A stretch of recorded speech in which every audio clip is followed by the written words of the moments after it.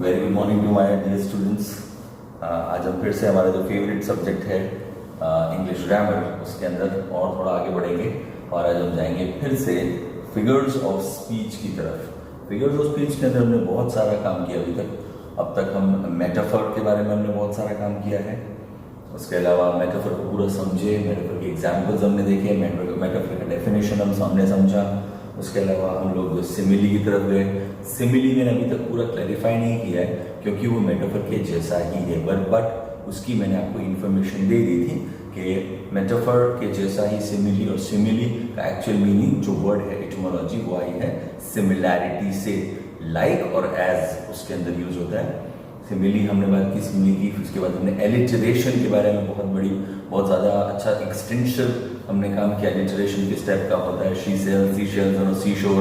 Alliteration के बारे में हम समझे।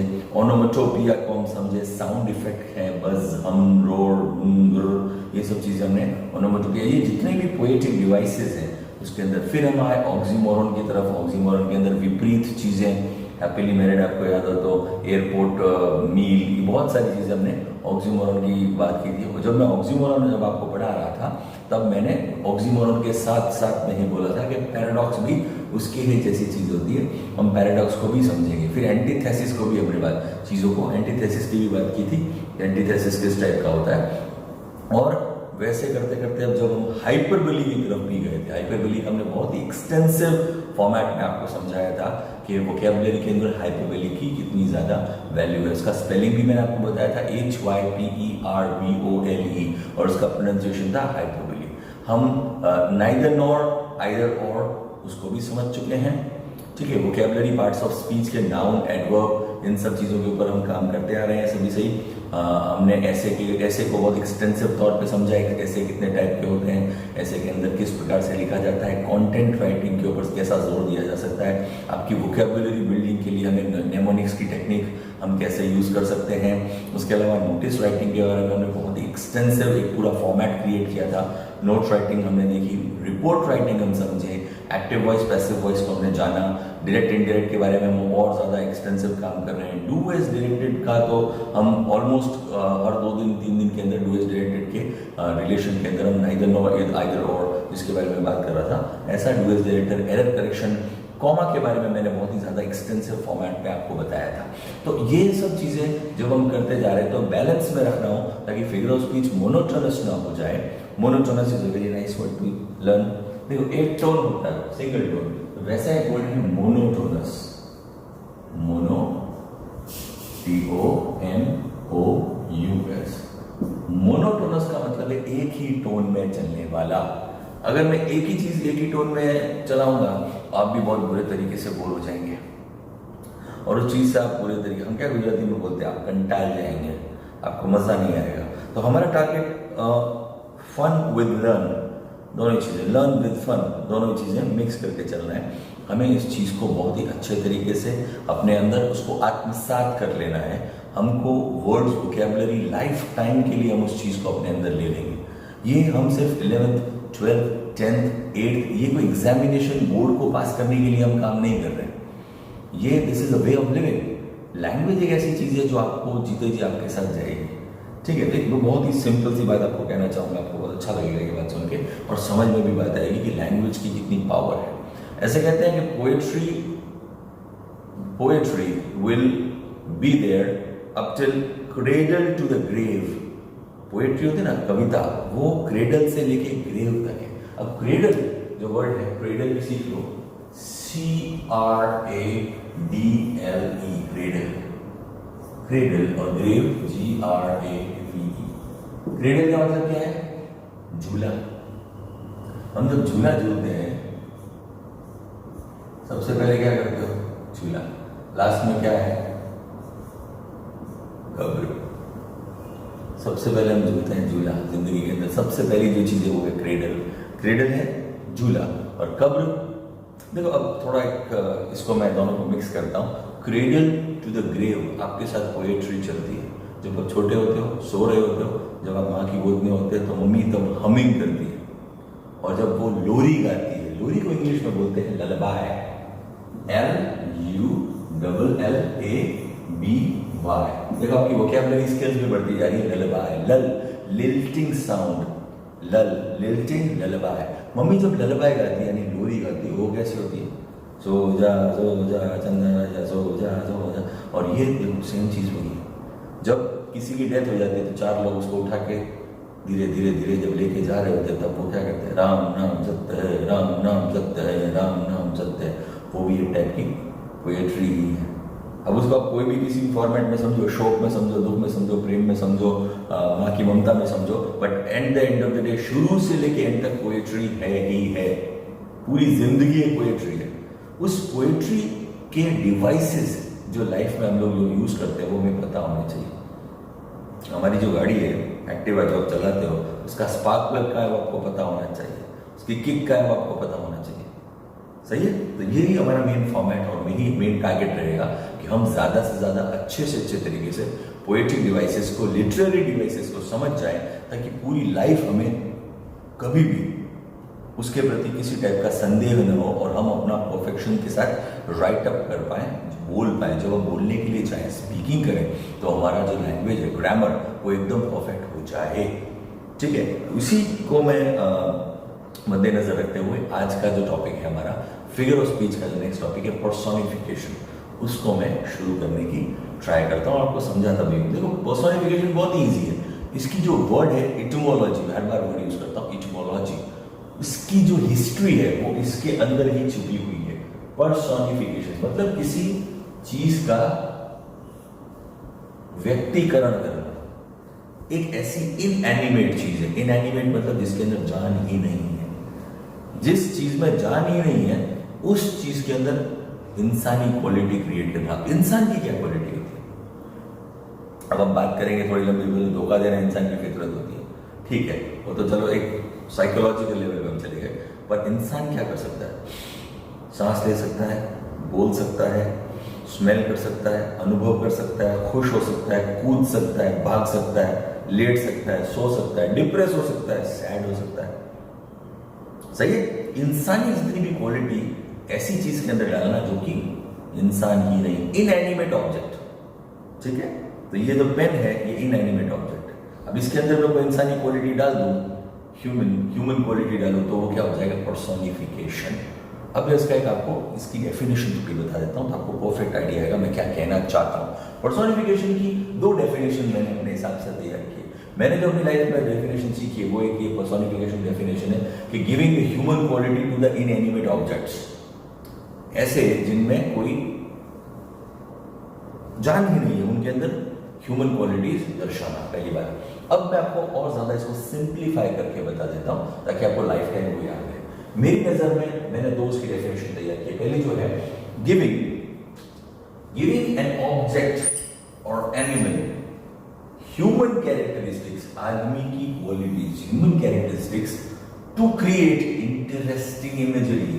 क्या करना है हमको उसकी इमेजरी, उसकी जो इमेज है वो बहुत ही सुंदर सी इमेज हमको क्रिएट करनी है, इंटरेस्टिंग, जो देखने में, सुनने में बहुत जोरदार लगे। आपने देखा कभी चश्मा देखा किसी ने? चश्मा बहुत सारे लोग स्पेक्स पहनते हैं, तो चश्मा जो मान लो एक चश्मा पड़ा है और यहाँ पे एक न्यूज़पेपर पड़ा है। अब मैं न्यूज़पेपर को देख रहा हूँ, न्यूज़पेपर के ऊपर कुछ आर्टिकल छपा हुआ है, उसकी जो फ्रंट हेडलाइन है वो देखी मैंने। जब उसको मैंने देखा हेडलाइन को तो मुझे एक चीज़ क्या इच्छा हुई मालूम है? उसको न्यूज़पेपर को पढ़ने की इच्छा हुई। अब उस न्यूज़पेपर को जब मैं पढ़ने की इच्छा कर रहा हूँ तो सबसे पहले क्या करूँगा, बिकॉज मेरी आंखें अच्छी नहीं है, साफ नहीं है, क्लियर नहीं है, तो मैं एक चश्मे का यूसेज करूंगा। तो चश्मा एक इनएनिमेट ऑब्जेक्ट है। अब मैं ऐसा बोलूँ, इसको मैं सेंटेंस में अगर कन्वर्ट करूँ तो एक देखो बहुत बढ़िया सेंटेंस कन्वर्ट हो सकता है, या मैं जगह नहीं, पर मैं कोशिश करता हूँ लिखने की। एक सेंटेंस में कन्वर्ट करता हूँ। As soon as I saw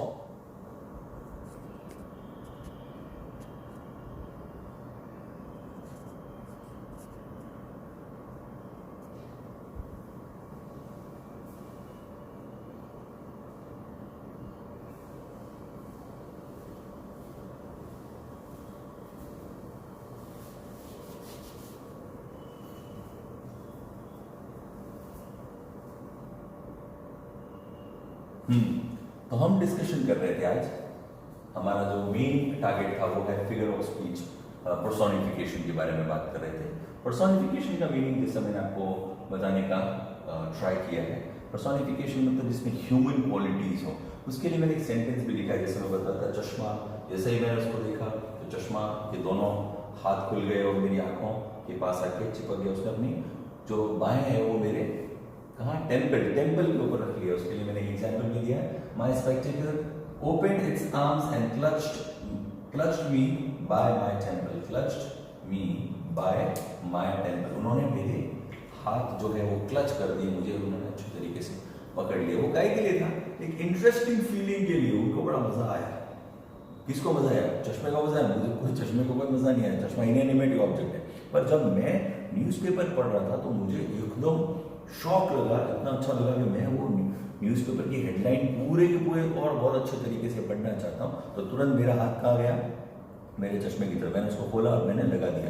पर मैंने यहाँ पे इस तरीके से बताने की कोशिश की, पर्सोनिफाई किया इनएनिमेट ऑब्जेक्ट यानी कि चश्मे को, कि वो उसने अपने हाथ खोल लिए और वो आके सीधा मेरी आंखों से लग गया ताकि मैं उसे देख पाऊँ। उसे इतना एक्साइटमेंट था। ये इमेजरी क्रिएट करना है, ठीक है। तो इसकी मैंने दो डेफिनेशंस दिए हैं। पहली डेफिनेशन है giving an object or animal, giving an object or animal human characteristics. किसी भी इंसान को, ऑब्जेक्ट को जो कि इनएनिमेट है, जिसके अंदर जान नहीं है, जो जीवित नहीं है, और या फिर एक एनिमल, उसको ह्यूमन कैरेक्टरिस्टिक्स देना, उसको मानवीय भावनाएं, मानवीय चीजें। आदमी क्या करता है? दौड़ता है, खाता है, पीता है, सोता है, रोता है, डिप्रेस होता है, दुखी होता है, ठीक है। तो वो सारी की सारी क्वालिटीज किसी एक इनएनिमेट ऑब्जेक्ट के अंदर डाल देना, ठीक है। बता देता हूं इसका एक और example, to create interesting imagery. क्या? इंटरेस्टिंग इमेजरी, ऐसी इमेज क्रिएट करना हमारी नजर के सामने कि जो रीड कर रहा है, जो रीडर है, उसे मजा आ जाए। वो क्या बात है, इनएनिमेट चीजें भी बोल पड़ी, ठीक है। झुक गया आसमान, आसमान को झुका दिया हमने बोलते समय, है ना, कि बहुत ही जबरदस्त चीज को अगर हमको क्रिएट करना है तो हमें इन सब पोएटिक डिवाइसेस का यूसेज करना पड़ेगा, ठीक है। जैसे आप शुरू करते हैं आगे, अभी एक और मैंने डेफिनेशन इसकी क्रिएट की है, वो है making an object or animal act look like they are human. वो इस प्रकार के हैं कि वो ह्यूमन है, उनको एक्टिंग ऐसी करवानी है कि जो इनएनिमेट ऑब्जेक्ट है उनके अंदर ऐसा एक्ट करवाना है कि वो क्या लगे? ह्यूमन लगे, ठीक है। समझ में आ गई? ये दोनों चीजें एक जैसी हैं। अब इसके मैं एग्जांपल्स आपको थोड़े बता देता हूं तो आपको परफेक्ट आइडिया आ जाएगा मैं किस बारे में क्या बात कर रहा हूं। पर्सोनिफिकेशन के एग्जांपल्स बहुत ही सिंपल, एकदम वेल डायरेक्टेड होते हैं। उसे आप यूसेज भी कर सकते हैं और समझ में, उसको पहचानने में, उसको आइडेंटिफाई करने में सबसे इजीएस्ट है वो, ठीक है। पर्सोनिफिकेशन का मीनिंग आपको पूरा समझ में मैंने बताया ना। पर्सोनिफिकेशन, पर्सन को कट किया है, पर्सन अलग, फिकेशन किसी को आदमी जैसी क्वालिटी देना, और औरत जैसी भी दे सकते हो चाहो तो, मतलब इंसानी क्वालिटी देना। समझ में आ गई? इंसानी क्वालिटी क्या होती है हमको सबको पता है। हम चल सकते हैं, खा सकते हैं, पी सकते हैं, सांस ले सकते हैं, गुस्सा हो सकते हैं, ठीक है, खेल सकते हैं। तो वो सारी चीजें इनएनिमेट ऑब्जेक्ट या फिर जानवरों पे, इनएनिमेट प्लस जानवरों पे, एनिमल्स पे भी उसको हम यूसेज कर रहे हैं। अभी मैं इसका एक एग्जांपल आपको दे देता हूं। The stars danced playfully in the moonlit sky. जो स्टार्स थे, जो आज का जो मेरा वातावरण है उस हिसाब से अगर मैं बात करूं तो बादल बहुत सारे हैं, ठीक है। पर अब मैं बात कर रहा हूं द स्टार्स, जो सितारे हैं, वो डांस कर रहे थे। दे डांस्ड प्लेफुली, आराम से, बहुत मजे से, कैसे बच्चे खेलते हैं वैसे आगे पीछे खेल रहे थे। इन द मूनलिट स्काई, जो कि चांद की रोशनी में चमक रहा था। चांद की रोशनी में चमक रहे थे तो सितारे भी आगे पीछे टिमटिमा रहे थे। टिमटिमाते कब है? जब हमको आकाश साफ दिखाई दे। और वो खाली टिमटिमाते अपनी जगह, because due to atmosphere pressure, atmosphere जो होता है उसकी वजह से हमें वो ऐसा दिखाई देता है। वो गैसेस है हमारे, जो लिथोस्फीयर, ट्रोपोस्फीयर जो भी है, उसके ऊपर की वजह से हमें वो टिमटिमाते दिखाई देते हैं। पर यहाँ पर राइटर ने उसकी एक इमेजरी क्रिएट करने के लिए क्या बोला है कि the stars danced playfully in the moonlit sky. चांद की रोशनी के अंदर सितारे नाच रहे थे। सही है? अच्छा लगा? ये बहुत अच्छी चीज है, इसको याद रखना। डांस यहाँ पे पर्सोनिफिकेशन में आ गया। स्टार्स इनएनिमेट है, कुछ नहीं कर सकते। अगला जो हमारा सेंटेंस है वो है the run down house. Run down मतलब खंडहर जैसा, जिसके साथ कुछ हो चुका है। जैसे सीरियन आप हाउस देखेंगे, सीरिया के अंदर अटैक चल रहा है, कहीं पर कुछ भी ऐसी जगह पे जहाँ पे पूरा खंडर हो चुका है, बर्बाद हो चुका है, किसी भी कैलामिटी से, कैलामिटी आपने वर्ड सुना होगा, कैलामिटी, नेचुरल कैलामिटीज होती है, CALAMITY, कैलामिटी, ठीक है। एक होता है catastrophe, CATASTROPHE, catastrophe. Calamity natural भी हो सकती है, पर कैटास्ट्रोफी मैन मेड भी हो सकती है। कैटास्ट्रोफी मतलब कुछ भी, हिरोशिमा नागासाकी, कैटास्ट्रोफिक, ऐसा बढ़िया, इतना भयंकर तांडव कि जिसे कोई बचा नहीं सकता है, हिरोशिमा नागासाकी, ठीक है। लोग पूफ विद इन सेकंड्स गायब हो गए, सेकंड्स भी नहीं, उससे भी कम, मिली सेकंड्स के अंदर लोग गायब हो गए। राख का ढेर दीवार पे था, दीवार पे खाली उसका एक फिगर बना था, वो कैटास्ट्रोफी, ऊंचे लेवल की सुनामी आती है, पता चलता है नहीं। कैलामिटी नेचुरल कैलामिटी हो सकती है, जो भी बाढ़ आती है वो सब, उस बारे में हम बात नहीं करते हैं, हम आगे बढ़ते हैं। The run down house looked depressed, जो रन डाउन हाउस है, घर पूरे तरीके से टूटा फूटा, पुराना, प्राचीन खंडर जो भी है, इट लुक्ड डिप्रेस्ड। जब मैंने उसको देखा तो वो डिप्रेशन में लगा। डिप्रेशन में आदमी कैसा होता है, मुंह उतर जाता है, उदास होता है, सैड हो जाता है। डिप्रेशन आदमी को बहुत गलत गलत जगहों पे भी लेके चला जाता है, ठीक है। अभी आप बहुत सारे न्यूज देख रहे हो, आपको ज्यादा पता होगा इस बारे में। आगे बढ़ते हैं। The first rays of morning tiptoed through the window, सूरज की पहली जो किरणें हैं, सूरज जब मैं सो रहा हूँ मेरे रूम के अंदर आराम से शांति से सो रहा हूँ, तो जो खिड़की खुली है उसमें से सूरज की जो मॉर्निंग की जो किरणें हैं वो टिपटोड यानी कि बहुत ही धीरे धीरे धीरे पैरों से मेरे रूम के अंदर दाखिल हो गई। अगर मैं जोर से खोलूंगा बहुत सारी रोशनी भी आ जाएगी, तो कोई वो दम दम करते हुए नहीं आएगी। पर टिपटोड का मतलब मैंने इसलिए बोला है कि बहुत ही शांति से, प्यार से, बहुत ही प्यार से वो रोशनी यहाँ तक मेरे रूम के अंदर आ गई और मुझे बड़ा अच्छा लगा, सुकून।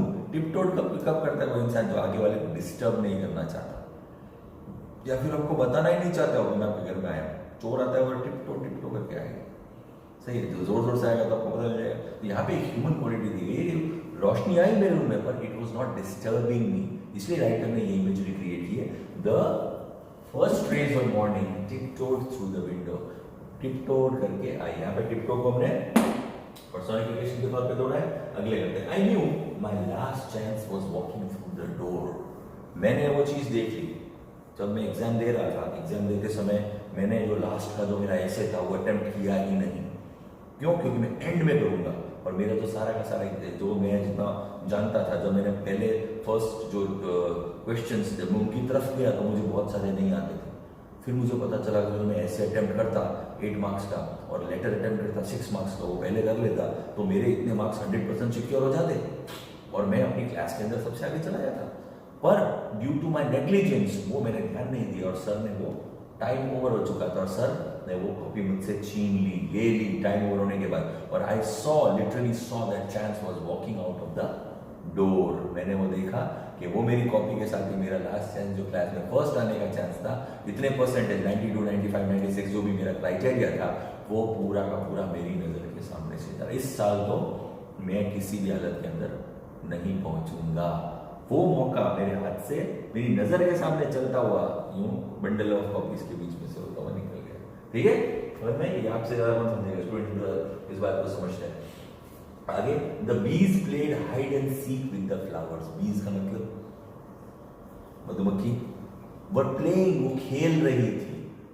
ठीक है, यहाँ पे वॉक क्या था, वॉकिंग ह्यूमन क्वालिटी। अब बीज खेल रही थी, क्या कर रही थी, हाइड एंड सीक, छुपम छुपाई खेल रही थी फ्लावर्स के साथ। कभी वो छुपती, कभी वो खेल रही थी। टोटली इवेंचुअली हम ये कहना चाहेंगे कि जो बीज है, the bees were hovering around the flowers. ये बहुत ही सिंपल है, होवर करती है, हेलीकॉप्टर होवर करता है ना, होवरक्राफ्ट होता है वैसे, तो वैसे होवरिंग कर रही थी।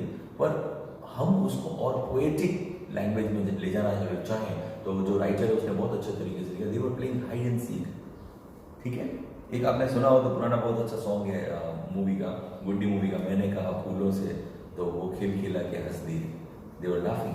फ्लावर्स हंसते हैं, फ्लावर तो जैसा है वैसा ही रहता है, बट वो खिल खिला कर हंस दी। हंसे भी कैसे, खिल खिला कर, खक खक खक करके बच्चे कैसे हंसते हैं। तो वो एक ह्यूमन क्वालिटी हम क्रिएट करने के लिए इमेजरी हमारे आसपास सब जगह, हिंदी सॉन्ग्स आप देखो, इंग्लिश सॉन्ग्स देखो, आसपास के जो माहौल को देखो, हम जब बात करते हैं उसके अंदर पर्सोनिफिकेशन कूट कूट के सब जगह भरा हुआ है। ठीक है, आगे बढ़ते हैं। The wind howled crazily in the storm. जो विंड है वो हाउलिंग का साउंड कर रही थी, हाउलिंग कब करते हैं? जो बहुत ज़्यादा रात के समय आपने देखा होगा वुल्व्स जंगल बुक के अंदर देखा हाउलिंग के साउंड करते हैं। आदमी जब रोता है तो हाउलिंग का साउंड, रोते रोते ओ क्या कर रुदन करना, गहरा रुदन करना। तो जो विंड है वो हाउलिंग कर रही है स्टॉर्म के दौरान। हाउलिंग मतलब डरा रही है उनको, एकदम रोने जैसा माहौल हो गया, अब तो गए खत्म हो गया सब कुछ। वो एपिडेमिक आने वाला होता है उससे पहले कैसा होता है वो सब वैसा साउंड क्रिएट कर रहा है, हाउलिंग का साउंड विंड कर रही है। विंड रो रही है, द विंड इज क्राइंग, कुल मिलाकर वो कहने की बात कर रहे हैं। आगे बढ़ते हैं। The river swallowed the earth. जो रिवर थी वो इतनी जोर से इतनी पावर में आई, ऊपर से इतनी ज्यादा बाढ़ है उसके अंदर, फ्लड इतना ज्यादा है कि वो आसपास की जो किनारे थे उसके जो ब्रिंक, रिवर का जो ब्रिंक होता है उसे वो खा गई, माने उसके टुकड़े करके निकल गई, यानी स्वेलो कर गई। मान लो उसके बीच में कोई जजीरा हो, छोटा सा आइलैंड हो और उसके ऊपर थोड़े पेड़ वेड़ थोड़े लगे हो, आपको रिवर उसके आजू बाजू में रहती है, पर जब रिवर बहुत उफान पे आएगी, अपने फुल ब्लूम पे जब वो आएगी तो वो क्या करेगी, उसको खा के निकल जाएगी। निकल जाना, स्वेलो कर जाना। हम कैसे कोई चीज लड्डू आता है तो पूरा मुंह के अंदर स्वेलो कर लेते हैं, इंसानी क्वालिटी। अजगर कैसे किसी को, खरगोश को पूरा का पूरा एक बार में निकल जाता है, तो रिवर ने क्या किया यहाँ पे, स्वेलो कर लिया अर्थ को। ठीक है, आगे बढ़ते हैं। Thunder grumbled like an old man. Thunder है जो रोशनी है, जो थंडर स्टॉर्म है, वो ग्रम्बलिंग का साउंड कर रहा है। ग्रम्बलिंग का साउंड जैसा गुस्सा, ग्रम्बलिंग कर रहा है। Grumble like an old man, किसकी तरह, एक बूढ़े आदमी की तरह वो कर रहा है। अगला है the popcorn left out of the बोल। पॉपकॉर्न उदका मार के बाहर आ गया बोल के। कैसे आएगा वो, नीचे से गर्म हुआ तो आएगा, तवे पे कभी बैठ के देखो आपको पता चल जाएगा तुरंत। सही है, इसलिए मैं आपको ये बात समझाना चाहता हूं कि लेफ्ट जो है वो पर्सोनिफिकेशन है, ग्रम्बल्ड है वो पर्सोनिफिकेशन है, swallowed personification, howled personification, played personification, walking personification, tiptoed personification, depressed personification, danced personification. और ये सारे के सारे एग्जाम्पल किसके हैं, पर्सोनिफिकेशन के। ऐसी चीज जिसके अंदर जान ही नहीं है, बेजान चीज के अंदर जान भर देना, ह्यूमन क्वालिटी ले आना, वही पर्सोनिफिकेशन है। ठीक है, आज हम बहुत सारी चीजें सीखे, पर हमको मोनोटोनस नहीं हो जाना है। मोनोटोनस मतलब एक ही चीज के पीछे नहीं पड़ जाना है। Figure of speech is very important, पर ग्रामर का पूरा जो सेक्शन है, जो द व्हील ऑफ ग्रामर, जो सर्कल ऑफ ग्रामर है, उसे भी हमें कंप्लीट करते चलना है, ताकि हम एंड ऑफ, जब हमारा ये जो सेशन एंड हो, हम लॉकडाउन या वॉट एवर जब भी बैठे, तो फिजिकली जब हम आमने सामने हो, तब तो हमारे पास एक ही चीज रहे, हम अपनी बुक को कंप्लीट करें एज सुन एज पॉसिबल। बाकी ग्रामर के ऊपर हम एक्सेसिव टाइम स्पेंड नहीं कर, आगे जाके नहीं कर पाएंगे बिकॉज ऑफ अदर सब्जेक्ट्स, और आपका जो डिवोशन है वो अदर सब्जेक्ट्स के प्रति भी होना चाहिए। इसीलिए उस चीज को समझते हुए आपको उस पॉइंट को ज्यादा अच्छे तरीके से इम्प्लाई करना पड़ेगा, टाइम टेबल को सेट करना पड़ेगा और बेहतरीन तरीके से उसको यूसेज में लाना पड़ेगा, because time management is the key to success. ठीक है, आगे हम बढ़ते हैं। इसके आपको 10 एग्जांपल्स करने पड़ेंगे, जो मैंने बताया ऐसे। इसके 10 एग्जांपल्स, 10 आप इसके पर्सोनिफिकेशंस आप अपने हिसाब से खुद मन में लगा के बनाएंगे और एकदम बेहतरीन बनाओ। ये जो है, इनमें से कोई भी चीज वर्ड यूज नहीं होगा। द टारगेट, पहला मेरा टारगेट ये है, कोई भी डांस यूज नहीं करेगा, डिप्रेस यूज नहीं करेगा, टिकटॉक नहीं करेगा, वॉकिंग नहीं करेगा, प्लेट नहीं करेगा, होल्ड, स्वेलोड, ग्रम्बल्ड, लेफ्ट कोई यूज नहीं करेगा। आप अपने खुद के पर्सनल आइडियाज आजू बाजू देखो। माइक्रो टू मैक्रो की बात मैंने की थी, याद है? आप खुद को देखो, खुद का शर्ट का बटन देखो, अपनी कुर्सी देखो, आसपास का माहौल देखो, रूम देखो, इस दीवार देखो, उस दीवार देखो, you will get the idea. Micro to macro, macro to micro, दोनों तरीके से आप यूज कर सकते हो उसको, तो आपको आइडिया की भरमार आ जाएगी। आप घर में देखोगे तो भी आपको बहुत सारी, चेयर के अंदर एनिमेट चीजें आपको दिखाई देगी, पेन के अंदर दिखाई देगी, ठीक है, चश्मे के अंदर मैंने आपको बताइए वो यूज नहीं करने का। ठीक है, बहुत ऐसी चीजें हैं जो आपको बहुत ही मजेदार और बहुत अच्छी, और आपको लगेगा कि लैंग्वेज कितनी इनोवेटिव है, कितनी बात करने के अंदर कितनी सलाहियत आ जाती है हमारी इसके अंदर। ठीक है, अगला अब हम बात करेंगे ऑक्सीमोरॉन के बारे में, हम कर चुके हैं, सॉरी ऑक्सीमोरॉन के बारे में। सिनेक्डकी के बारे में हम बात करेंगे। सिनेक्डकी वर्ड भी बहुत डिफिकल्ट है, बोलने में भी जुबान को तकलीफ होती है, और समझना तो मतलब ऑलमोस्ट लोगों के लिए तकलीफ दे है। सिनेक्डकी,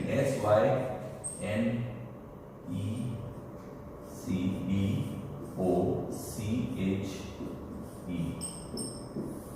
सिनेक्डकी। ठीक है, इस पे एक मूवी बनी हॉलीवुड में, सिनेक्डकी न्यूयॉर्क करके, सिनेक्डकी कॉमा न्यूयॉर्क। सिनेक्डकी, प्रोनाउंसिएशन याद रखना, बहुत डिफिकल्ट प्रोनाउंसिएशन है, पर ये समझना आना ही चाहिए। As a English speaking student you have to learn it and you have to earn the respect of the English speakers. ठीक है, अब हम आगे बढ़ते हैं और ये आपके जो एक्सरसाइजेस है वो आपको 10 जो सेंटेंसेस है वो किसके पर्सोनिफिकेशन के बनाने हैं, मुझे आप कैम स्कैनर पे भेजो तो that would be really nice. वो बहुत विजिबल होता है देखने में, समझने के अंदर। फोटोग्राफ आप जो भी भेजते हैं तो almost 90% of the time it's absolutely invisible to me, दिखता ही नहीं मुझे वो क्या होता है, विजिबिलिटी बहुत ज़्यादा खराब हो जाती है। ठीक है, तो आज के लिए हम खत्म करते हैं हमारा चैप्टर पर्सोनिफिकेशन का। अब जो नेक्स्ट आएगा उसके अंदर हम मैं सोचता हूँ पैराडॉक्स लेंगे। पैराडॉक्स बहुत अच्छा है, और भी डू एज डायरेक्टेड के जितने भी हमने नाइदर नॉर हमने किया, आइदर और हमने कर लिया है, यूज अनलेस के बारे में मैं बात कर चुका हूँ। तो डू एज डायरेक्टेड से रिलेटेड जितनी भी चीजें हैं, active voice, passive voice, direct और इनडायरेक्ट, इन दोनों के बीच के अंदर भी बहुत लोगों को कंफ्यूजन है। तो बेसिक सेंटेंसेस के बारे में जब हम बात करेंगे तो एक्टिव वॉइस और पैसिव वॉइस को भी हम वहां पे ही कंक्लूड कर देंगे।